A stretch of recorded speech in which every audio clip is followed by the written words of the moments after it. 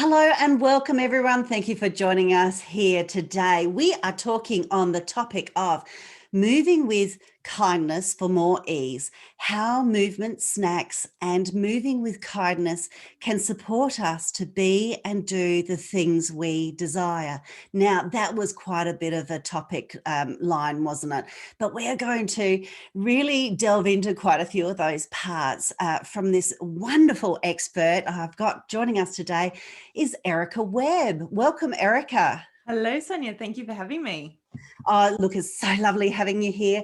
And yes, I do get excited and passionate, as the listeners do and well know. But I think that this is such an important subject for business owners and entrepreneurs because there's something about our well-being that we're not very good with. And it does depend on various different factors. And I know that here in Australia, we probably don't look after our health as much as, say, some other countries. And our listeners are from all over the place. So look, it really doesn't matter what your ethos is around all of that. Let's try to encourage it because it does help us in business. Yes? Absolutely. Yep. Beautiful. So Erica, let me tell you a little bit about Erica Peoples. So Erica Webb of Erica Webb Yoga and Pilates is a yoga and Pilates and somatic exercise coach, helping people to move with more kindness and greater ease. She's also a podcast host of the Movement and Mindfulness podcast. And she's also got some really interesting things on her website. So I really encourage you to go and check it out.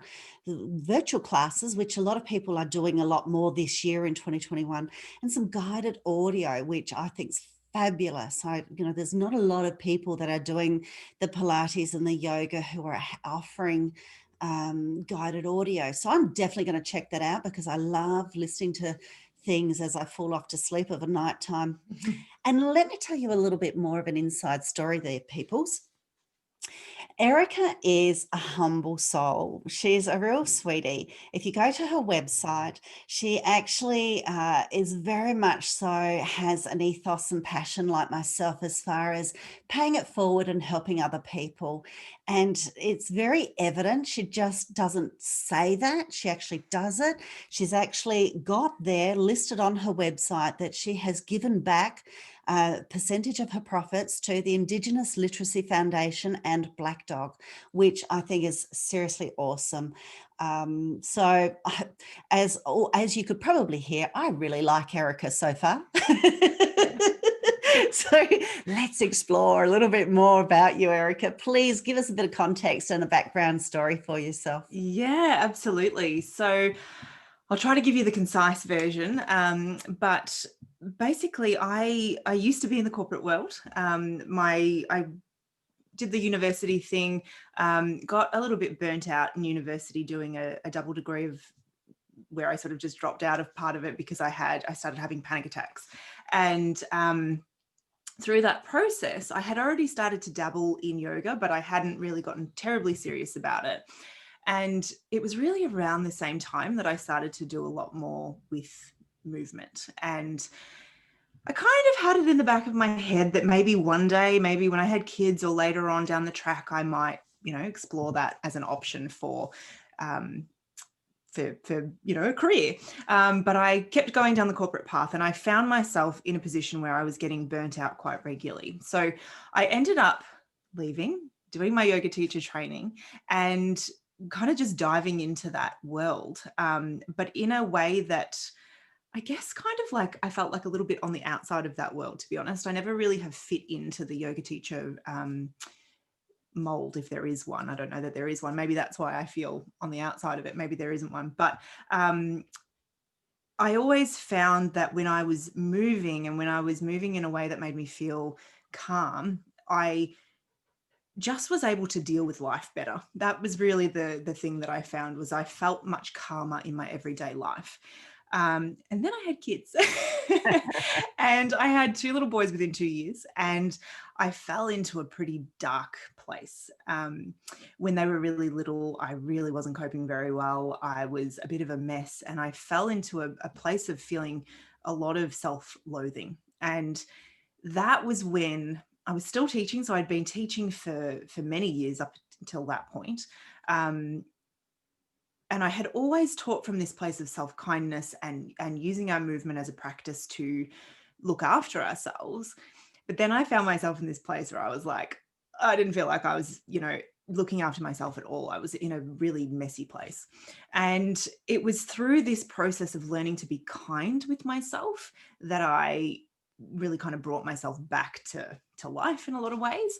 And since then, that part of moving well has been really important to me. That kind of approach, which is pretty counter to the way that we are taught about movement when we're younger.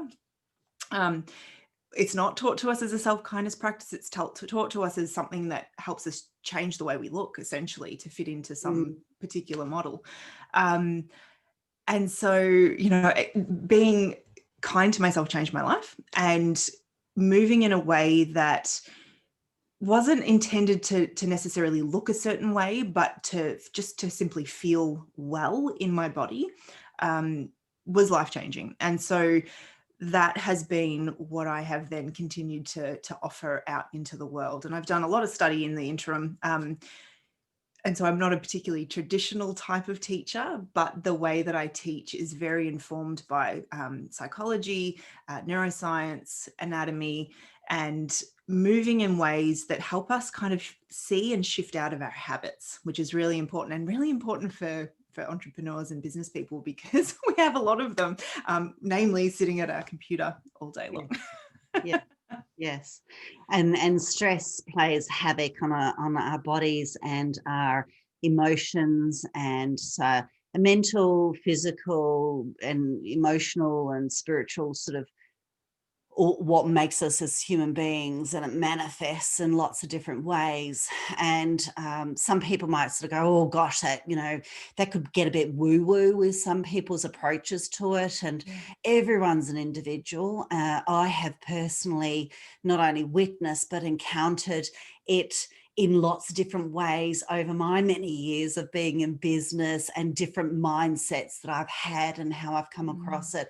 And I really get what you're saying about that, and how it can really be of great benefit to business owners, because we don't tend to look after ourselves very well, because the brain is always going. And one, it's about turning that off, but two, yeah, I so get that about the whole exercise thing and the gym thing, and those movements, they're very intent, but they're disciplined instead of something to do for enjoyment, like you said, as far as it being with kindness. So those other movements, those gym things, it's not with kindness a lot of the times, unless you can zone out. And that's what I did like about the spin bikes, that I can zone, do you know what I mean, and get out of it.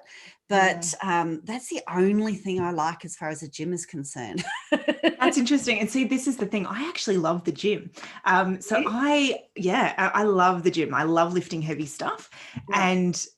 But I will put a but in there. That is not for everyone. Not everybody does love that. Yeah. But what a self-kindness practice can teach us is that, anything can be kind of a kindness practice, but it's being able to tell what our motivation is, because we might lift weights and do like a HIIT class or go for a run because we think we should, right? And we're chasing something that isn't our own goal. But we can do those things from a place of kindness if it feels aligned with our vision for what we want. So I love feeling strong. And so I love lifting weights, but I really don't enjoy HIIT classes at all. And, spinning isn't my cup of tea. So it's getting clarity around what self-kindness really is, and really being honest with ourselves about our reasons for doing stuff. I hope that makes sense. Yeah, definitely. I like feeling strong. I miss it, should I say. And and I do like weights. If I go to a gym, I don't like any of the aerobics sort of stuff. I do like the weights.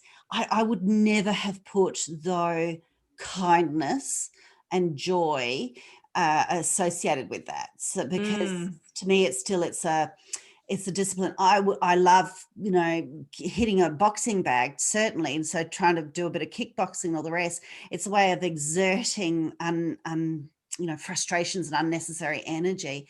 Would I associate kindness with it? Not really. So, and I suppose because of that, then it's never stayed with me. Like, I don't continue to do it. I don't go to the Yes. gyms. I've had my fits with it.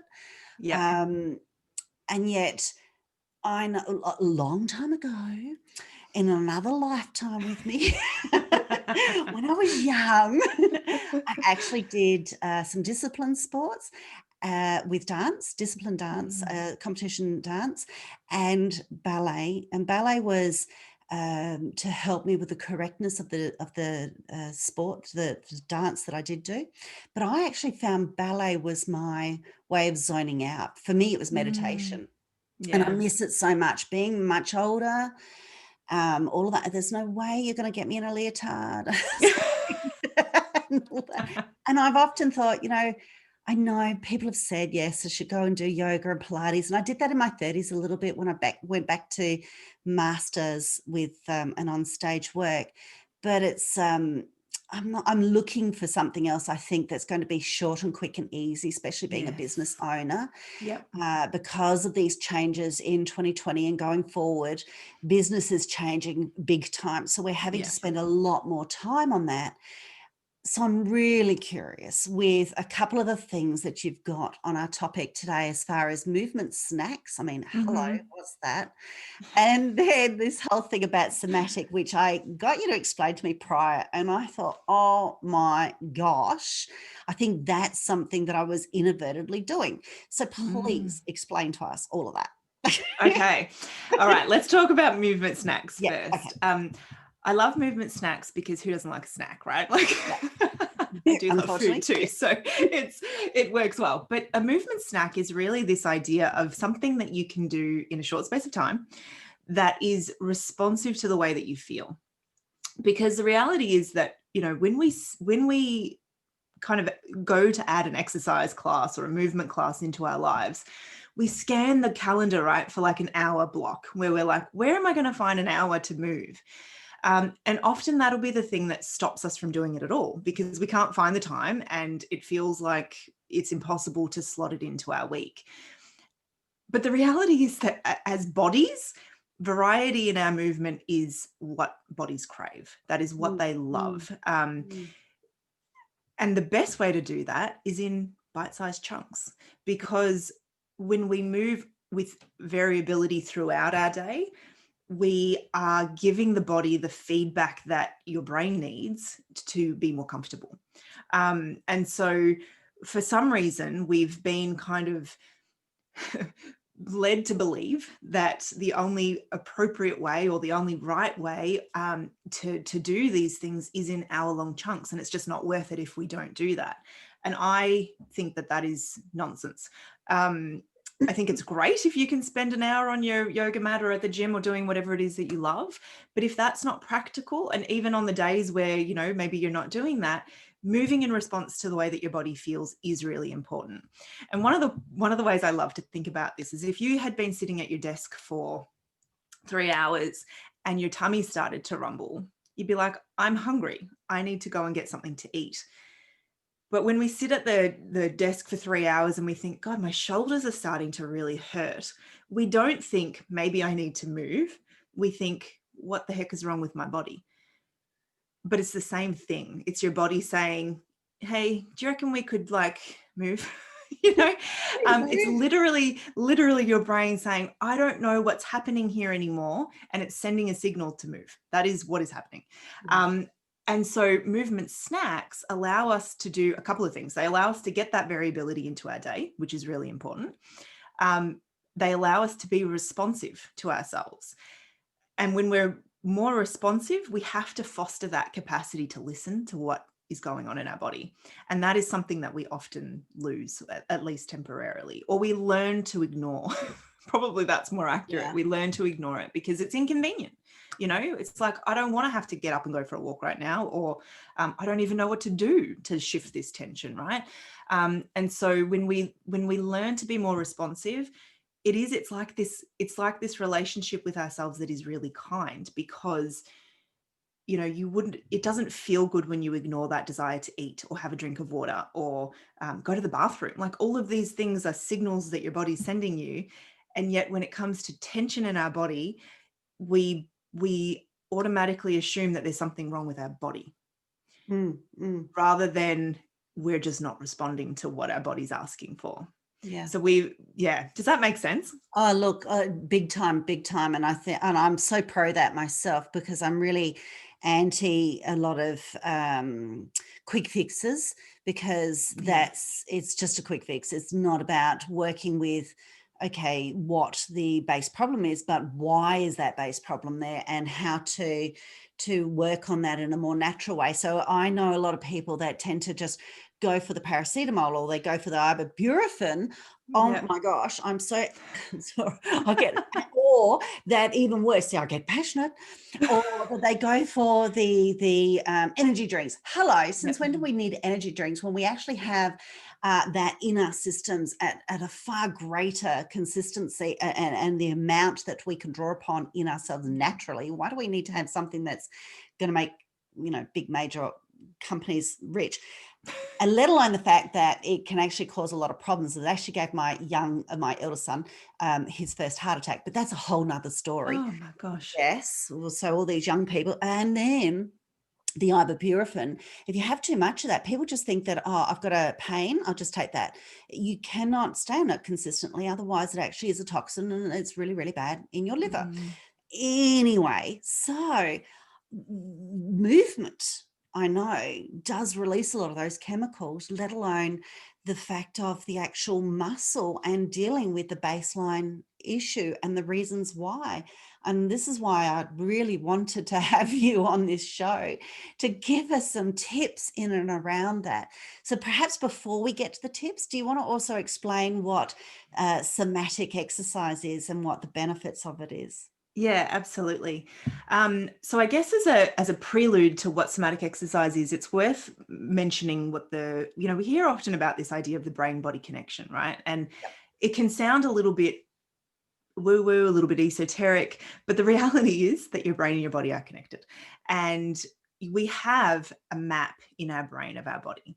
So we have what's called the sensory motor cortex, and we have what's called the homunculus. And you might have seen a picture of this before, where there's like a mental representation of the different parts of your body. Got big hands, big tongue, tiny little body, massive head, and our brain represents our whole body, right? And so when we go to move, that's all involved.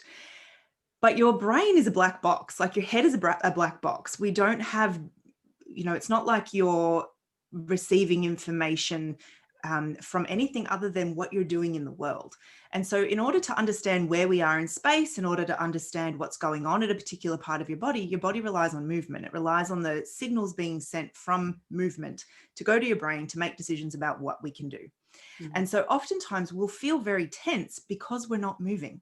And when we're not moving, our brain is kind of like, what's happening down there? I don't know what's going on. And so the response of the body is to keep us safe, which is to make us tense, because when we have less movement options, we are safer from an evolutionary point of view.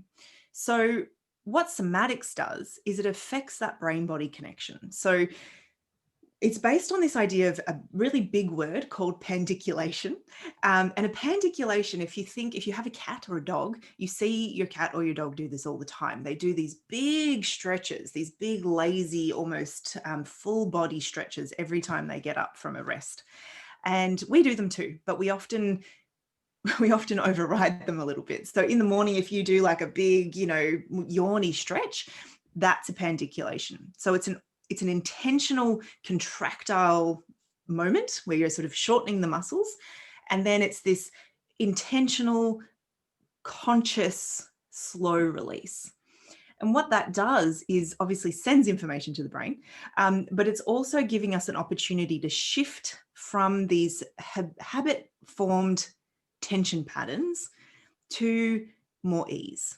And so it's actually kind of like affecting the way that your brain is controlling the way that your muscles are held. Because what can happen is when we use our body in a really habitual way, or when we maybe don't use parts of our bodies in their full capacity, we get what's called like a blind spot, where it's almost like, and I like to liken it to Wi-Fi, because I think we can all relate to that. You know, when you're like, you just lose the Wi-Fi signal for a sec and you're like, what's going on? It's a bit like that. So we might go to do something really intentional, but the connection between our brain and body isn't that clear. There's like a moment where it's kind of like, whoa, what's going on? And so we can get kind of like hesitancy in our movement, or almost like a lack of feeling. Sometimes you won't actually be able to feel a particular part of your body. And it's that map in your brain. It's a bit smudged, and it literally gets smudged. And so somatics helps us to clarify the map, to increase that brain body connection, but then to also take muscles that are chronically tight and offer them an alternative way of resting, which is more easeful, lengthened. So it's kind of just a way, that was a long explanation, but it's a way of balancing out your body. There's no elevator pitch for the somatics. What somatics is, I need to come up with a really good elevator pitch, but does that make sense, Sonia? Yes, absolutely. Because it makes sense for me, because I've gone through that without realizing, and having done that, and certainly back when I was younger, and having to understand them. Why did I enjoy that so much, and how did that benefit my overall body compared to and mind and emotions compared to later in life, with lots of different reasons. It's really quite fascinating, all of that. I really like also that you've been saying to make all these movements with kindness. So do you want to give us your spin on what that is, and then how that then works in with the somatic exercises that you do? Yeah, of course. So when it comes to moving with kindness, I think it probably pays to go back to this idea of like, we've been sitting at the computer for 3 hours and we're tight. And the automatic response that most of us have is to make our body a problem, and then to get into an adversary relationship with ourselves. So it's almost like me versus the body. And when we have that feeling of kind of being up against ourselves, because, you know, we are in our body, like there's no getting out of that, we tend to approach ourselves from this very pushy, gotta fix it, we're sort of treating ourselves like an enemy in a lot of ways, and it can be subtle. It can be in the language that we're using, it can be in the way that we choose to move, and the things that we choose to do to look after ourselves as well. So one of the things that I see a lot is, you'll see when we sort of feel like that chronic tension, where we have this situation where it's like we feel like our body is letting us down, the way that we approach ourselves is often through this lens of like, how can I love that more, but how can I just make it change? And I don't think that we see the same results in our physical body, in our mind, when we approach ourselves through that lens. Because one of the things that's really interesting is that in order to feel safe, like there's a lot going into the system to make us feel safe. And one of the things that you can think of is like, if you have a dog or you have a child and you've ever yelled at that dog or child, they shrink back in fear, right? There's this moment where it's like automatic, what's about to happen? And your body is the same. So if you're talking to yourself like, oh, you're the worst, your body is letting you down. My hip is just terrible, and it's not, you know, we are going to have that same response of being like, ooh, you know, whereas when we're able to look at that and move from a place of kindness, it just changes everything. And that kindness is both a mental game of seeing ourselves through a different lens, but it's also in the way that we choose to move. And there's so many layers to this. I don't know if you want me to go any deeper, but there's layers in terms of how we choose to move can be kind or less than kind, and our intention for moving can be kind or less than kind. So, and it's a practice, right? So like you could even be doing one of these movements that looks really kind from the outside. So I could go into a yoga class and I could look from the outside as though I was doing a very inherently kind practice. But if you deep dived into my head, you'd hear all of this stuff being like, well, I'm not as good as she is. How can she do that when I can't? Why is my body letting me down? I used to be able to do this when I was 20. Why can't I do it anymore? And when we start to like listen to that, we realize that no practice is inherently kind. There is nothing that you can do and say everybody who participates in this activity is doing a kind thing. It doesn't work like that. Because if we're beating ourselves up in our head in the process of moving, then it's not kind. It's just not. And so marrying up kind movement, which doesn't have to be soft. It doesn't, I like that. I personally find that kind of movement to be particularly kind, but it could be doing, something far more intense. But it depends on the intention that we're bringing with it. And one more layer of that is movement that is kind to me helps us to find more balance in our body. So if you're feeling, a certain type of way in your body, maybe it's the shoulder thing, right? Maybe it's that you're very, very tense through your shoulders. It's going to be kind to try to figure out how you can support yourself better to relieve some of that shoulder tension than it is going to be to work in a way that exacerbates it. So there's like I said, there's so many layers to the kindness, and but I think it's the basis of real change, because we can't should ourselves or punish ourselves into lasting change, because we resist it. Who wants to be punished into change? Nobody. But we can love ourselves into change. We can be kind to ourselves into change. I love it, because really, ultimately, it's about effectiveness. I'm very much about leverage. If you're going to do it, then do it well and leverage it. I mean, if you're already putting a lot of time and energy, thought and money into something, then leverage it. So it would help that whole perception that you're talking about, and the kindness and going with it with the intent, then that's going to help leverage. And so it's also going to help people be far more effective with what they're doing when they're doing it, as well as the ramifications of it, therefore being more productive really in business. I mean, I can see that connection.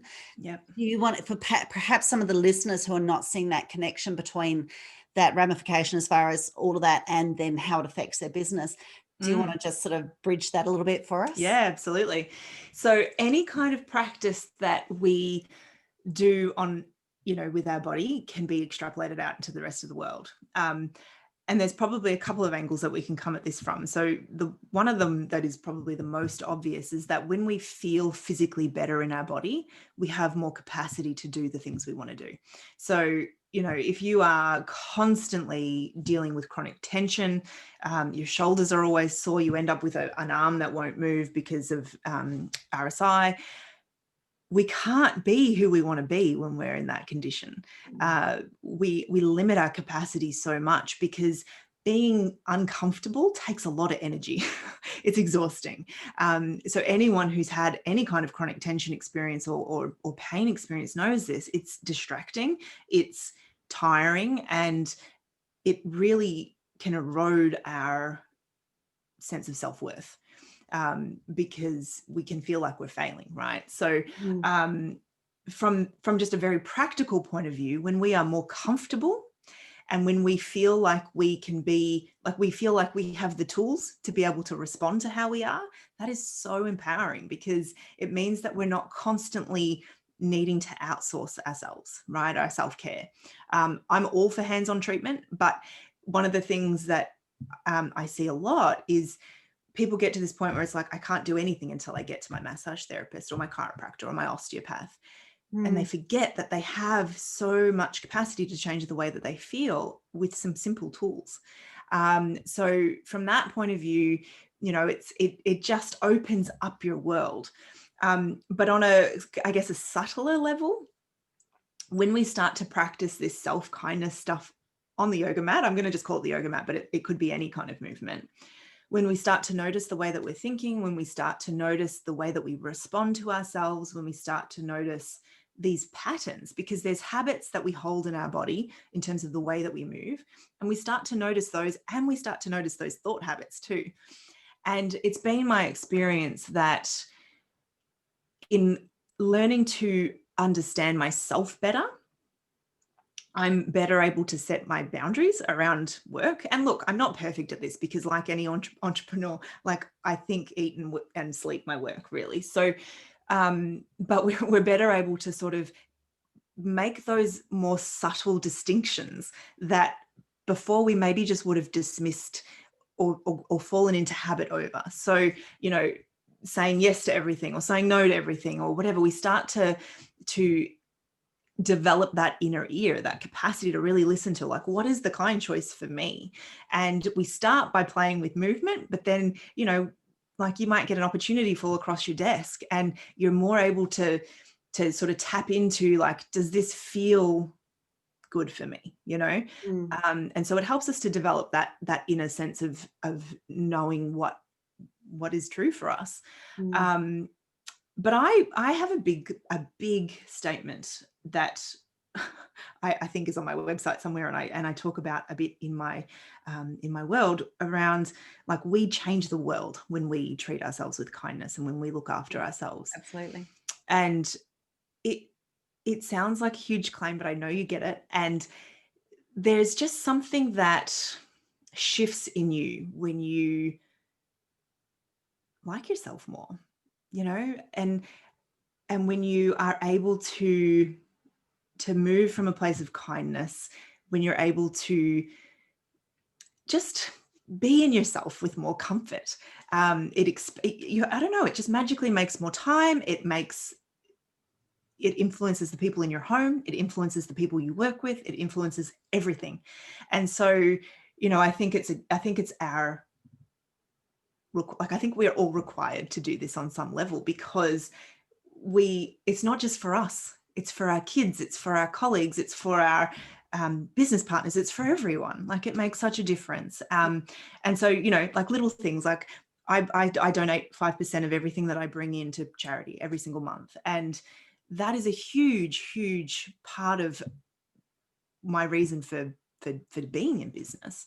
I don't know that I would make that choice if I didn't feel so comfortable in myself, you know, if I didn't have that kindness coming towards me first. I'm not sure that decision would have been as easy, or I don't know, I just think it just somehow increases our capacity for everything. Yeah. Which means then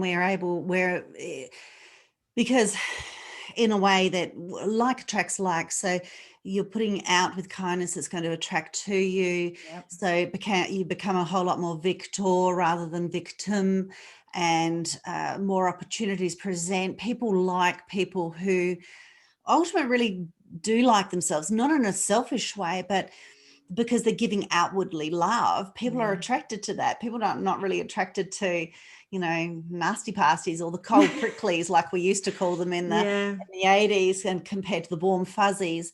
And on the same token, if we're not walking our talk, like we could be talking a lot of it and thinking a lot of it, or that it's our intent, but are we really following through on everything that we're doing? So yes, movement, and therefore eating, and therefore, you know, the right water consumption, and encouraging that with others. And it does have that snowballing effect, which is, I really get it, and I hope that a lot of the listeners are getting it, only because we want to help. You and I, we're very much like that. We want to help and pay, and we like to pay it forward because we know that it helps others so much. So what would be some of your tips then for people that, so say for myself, I'm a workaholic, so that's it's a bad habit, it's a bad value system, and I find myself going into that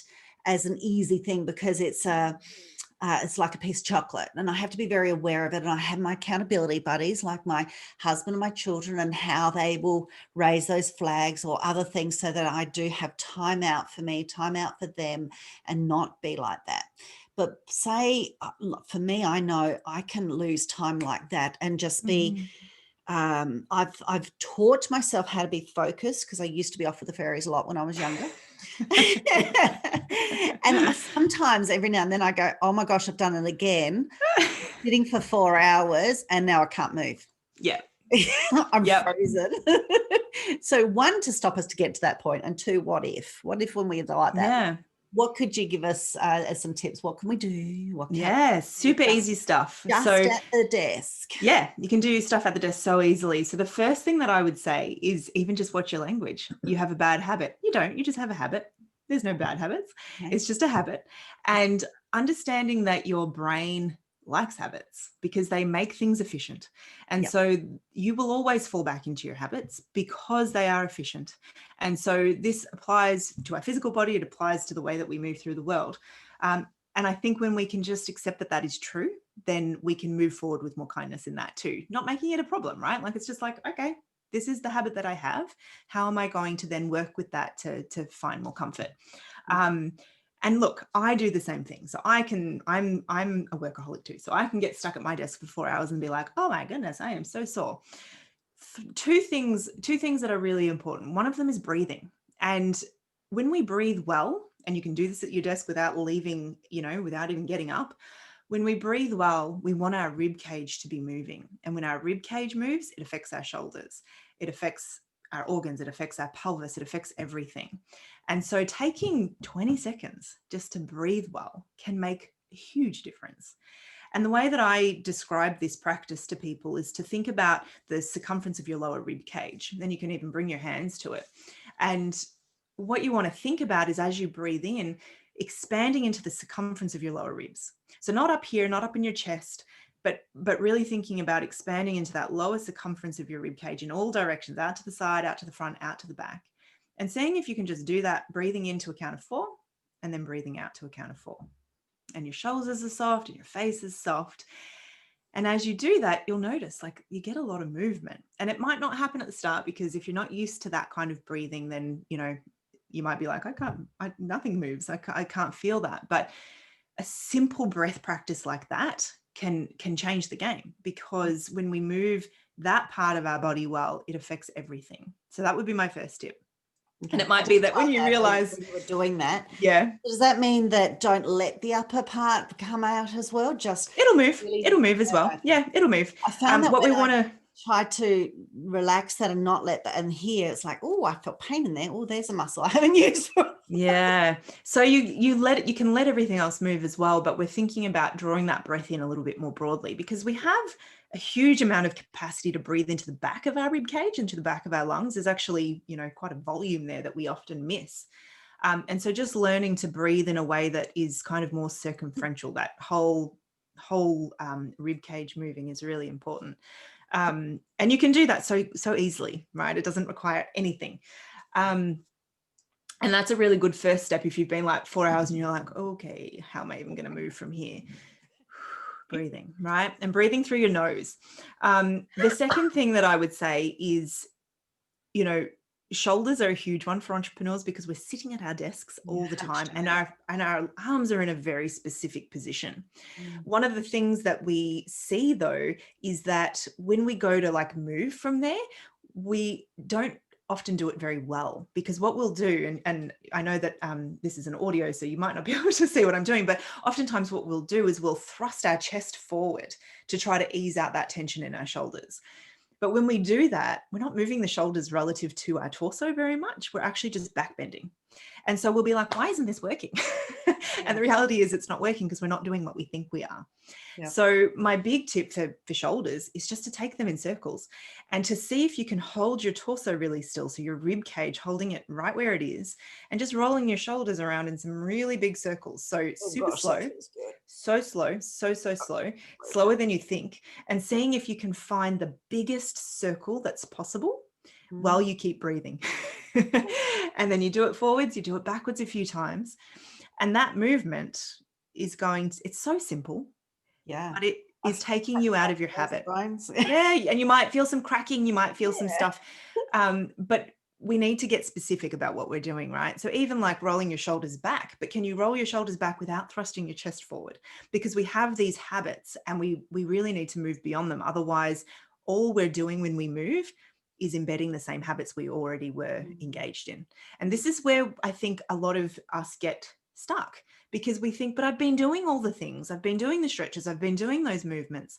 But if we can't see that we haven't moved out of the habit that got us there in the first place, which is hard, like that doesn't come naturally, we can be stretching and moving in a way that actually isn't doing what we think it is. It's not actually, affecting the tissues that we want to affect. So shoulder circles, breathing, and then even just changing the position of your spine. So like we never hunch, so on purpose. So like rounding your back so that your back rounds into the chair behind you, tucking your pelvis back a little bit, and then tipping your pelvis forward like you were trying to send your tail back, and allowing that movement to just sort of arch your back. Oh, Right. So easy, so easy, but we tend to just be so fixed in place that we just feel really uncomfortable. So little movements. And I think that oftentimes we humans think that things need to be complicated to be valuable. And it's just not true. Like all of the movements that are going to help us in this sort of scenario are the simplest movements, but doing them really well, doing them with intention, doing them with attention, and breathing. And it changes the game.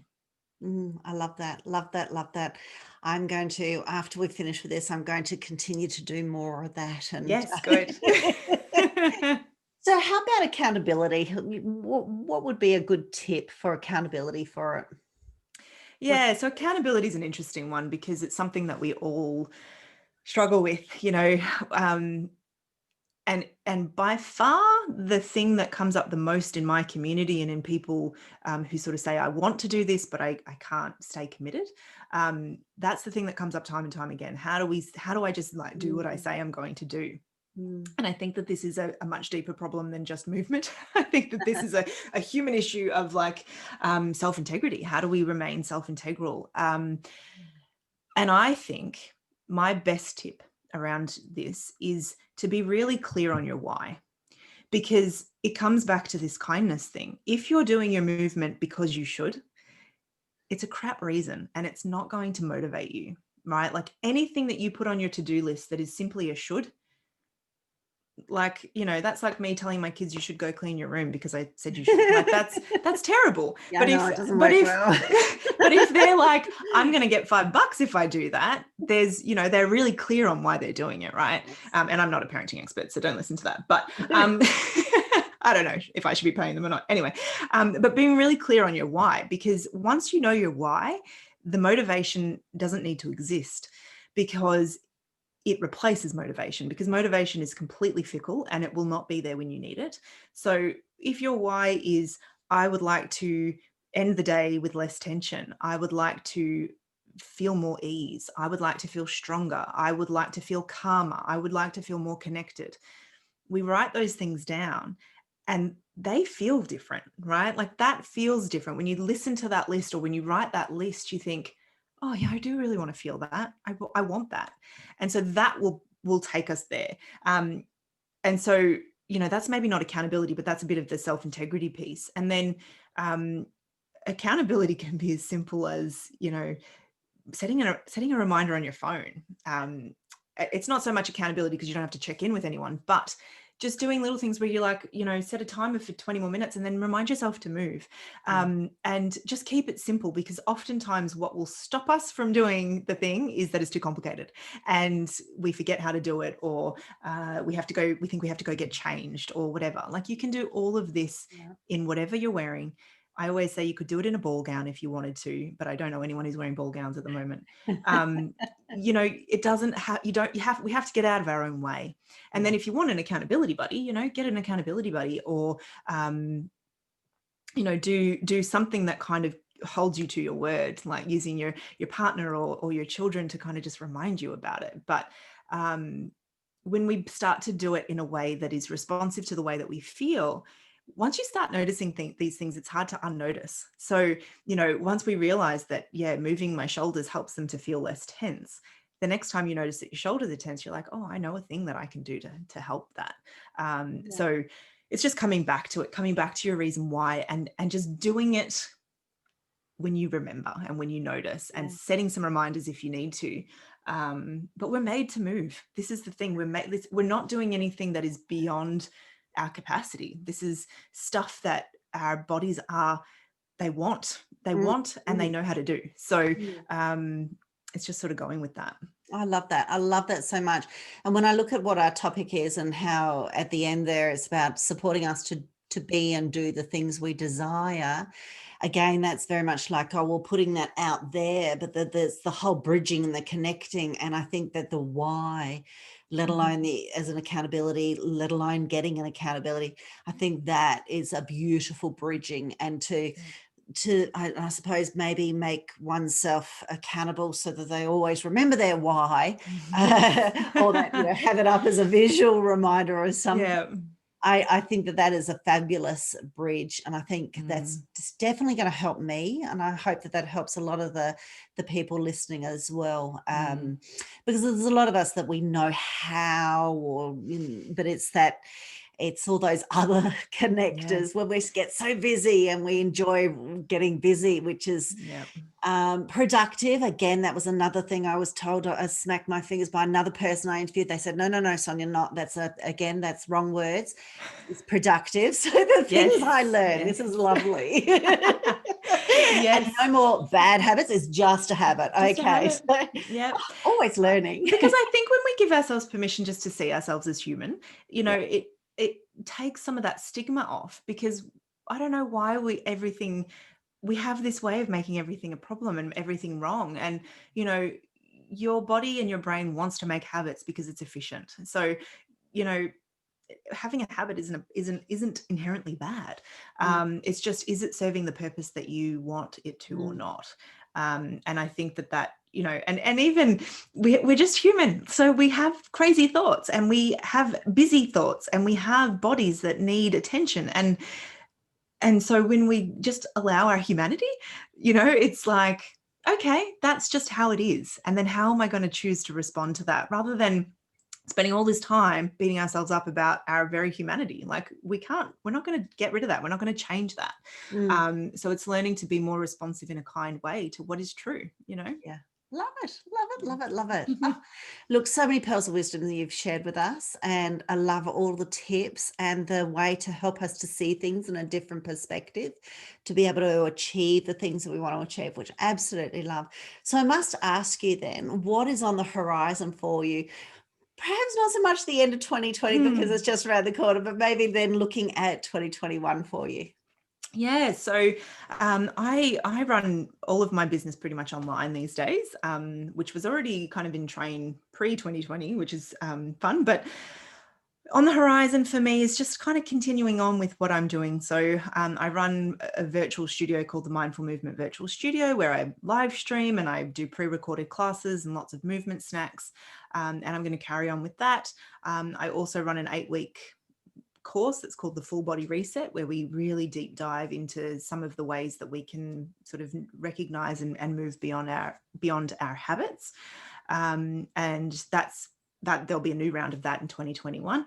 And yeah, just continuing on with my podcast as well, and just doing as much as I can to help people to be kinder to themselves, because I feel like that's what I'm here to do. So yeah. Definitely, because really it's this whole entrepreneurship. We were looking at the statistics prior to COVID, it happening in approximately 3 years' time, that it was going to be quadrupling.